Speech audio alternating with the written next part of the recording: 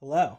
It sure has been a while since you've seen my face. Professor of Thrones here. I just wanted to quickly talk about the two new trailers that dropped for House of the Dragon Season 2. I'm not too good at initial reactions, so I thought I'd give more processed thoughts here. Obviously, I am so incredibly excited for the new season. I think the thing I wanted to touch upon the most, though, is they're definitely going for a social media traction, memification-esque approach to their marketing, as opposed to season one, which was very much trying to bring Game of Thrones out of the shit reputation it had. It is a little annoying to see their new campaign is, oh, Team Green versus Team Black, when the entire point of the story is that there's nuance to this whole conflict and there's good people and horrible people on both sides of the conflict. And I think the memification of making viewers choose a side based on their favorite waifus or husbandos is very cliche. The trailers were still good. I think a big takeaway is that we see Jacaerys with Cregan Stark on the wall,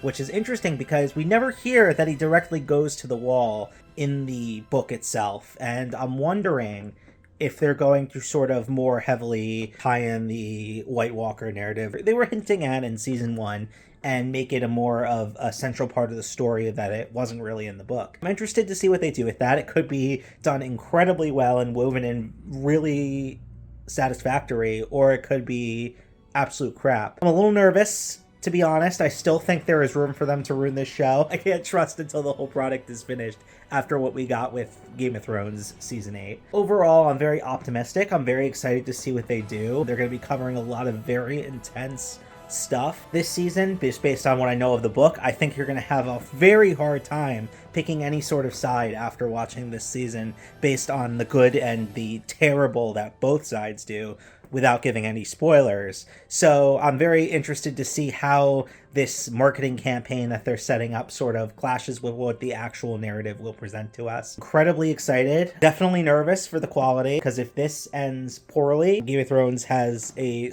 completely soiled reputation that it's already started to rebuild. Yeah, we'll just have to wait till June and see what we get.